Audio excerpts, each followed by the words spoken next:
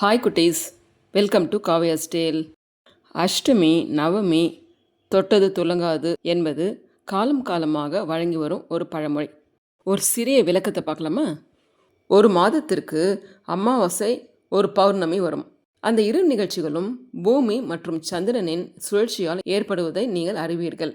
நாட்களை சுட்டி காட்ட அமாவாசையிலிருந்து அல்லது பௌர்ணமியிலிருந்து எத்தனையாவது நாள் என்று குறிப்பிட்டு காட்டவே பிரதமை முதல் சதுர்தசி வரை 14 நாட்களும் பெயரிட்டிருக்கிறார்கள். பெயர் தமிழ் வைத்திருந்தால் விளங்கும். சமஸ்கிருதம் ஆதிக்கத்தில் இருந்தபோது தமிழ் வருடங்களின் பெயரை கூட பொருள் தெரியாத வடமொழியில் அல்லவா வைத்து விட்டார்கள். நாமும் அதை மாற்ற மனமின்றி வைத்துக்கொண்டு திண்டாடுகிறோம். பௌர்ணமி அமாவாசைக்கு அடுத்த நாள் பிரதமை. பிரதமர் என்றால் முதல்வர் என்று பொருள். அதுபோல் பிரதமை என்றால் முதல் நாள். துவிதை என்றால் இரண்டாம் நாள். தோ என்றால் 2. துவி சக்கரவண்டி என்று சைக்கிளை கூறுவது தங்களுக்கு தெரியும். திரிதியை என்றால் 3ஆம் நாள். திரி என்றால் 3 அல்லவா? சதுர்த்தி என்றால் 4ஆம் நாள்.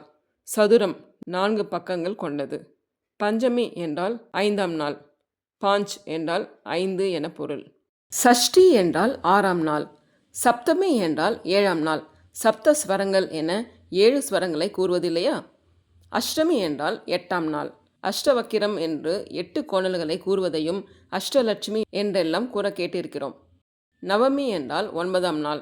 நவ என்றால் 9 என்றும் நவகிரகங்கள் என்பதும் தங்களுக்கு தெரியும். தசமி என்றால் 10ஆம் நாள். தஸ் என்றால் 10 அல்லவா? தாரம் என்ற கடவுளின் அவதாரங்களை கூற கேட்டிருக்கிறோம். ஏகாதசி என்றால் 11ஆம் நாள். ஏக் என்றால் 1. தஸ் என்றால் 10. 2இன் கூட்டுத்தொகை 11. துவாதசி என்றால் 12ஆம் நாள். தோ அல்லது துவி என்றால் 2. தஸ் என்றால் 10. எனவே இதன் கூட்டுத்தொகை 12 ஆகும். திரியோதசி என்றால் 13ஆம் நாள். திரி என்றால் 3. தஸ் என்றால் 10. ஆக 13. சதுர்த்தி என்றால் 14ஆம் நாள். சதுர் என்றால் 4. அத்தோடு தஸ் என்று 10 சேர்த்தால் 14 என ஆகும். சதுர்தசிக்கும் அடுத்தது பௌர்ணமி அல்லது அமாவாசை ஆகிவிடும். இப்படி நாட்களை சுட்டி காட்ட வைத்த பெயர்களில் என்ன வேறுபாடு இருக்கிறது? அமாவாசை அல்லது பௌர்ணமிக்கு பிறகு வரும் 8ஆம் நாளும் 9ஆம் நாளும் கெட்டவை என்பதற்கு ஏதேனும் அறிவியல் பூர்வமான விளக்கம் இருந்தால் கூறுங்கள். ஆனால் நம் முன்னோர்கள் முட்டாள்கள் அல்ல. நம் முன்னோர்கள் அஷ்டமி அன்றும் நவமி அன்றும் நல்ல காரியங்கள் ஏன் செய்வதில்லை? அதற்கு என்ன காரணம்? அதில் தான் விஞ்ஞானம் இருக்கிறது. கிருஷ்ண பரமாத்மா அஷ்டமி அன்று பிறந்ததால் ஒரு மிகப்பெரிய போரை நடத்த வேண்டியிருந்தது. ஸ்ரீராமன் நவமி அன்று பிறந்ததால் அவரது வாழ்வில் 14 வருடம் காட்டில் கழிக்க வேண்டியிருந்தது. இதுதான் காரணமா? இல்லை. பூமி தன்னைத்தானே சுற்றி கொள்வதை ஒரு நாள் என்று சொல்கிறோம். அதே பூமி தன்னைத்தானே சுற்றி கொண்டு சூரியனை சுற்றி வருவதை ஒரு வருடம் என்கிறோம். நிலவு தன்னைத்தானே சுற்றி கொண்டு பூமியை சுற்றி வருவதை ஒரு மாதம் என்கிறோம். அதனால்தான் மாதத்திற்கு திங்கள் என்று பெயரும் உண்டு. நிலவு தன்னைத்தானே சுற்றி கொண்டு பூமியை சுற்றி வரும்போது ஒரு பாதி சுற்று 15 நாட்கள் அமாவாசையாகவும் அடுத்த 15 நாட்கள் பௌர்ணமி என்று சொல்கிறோம்.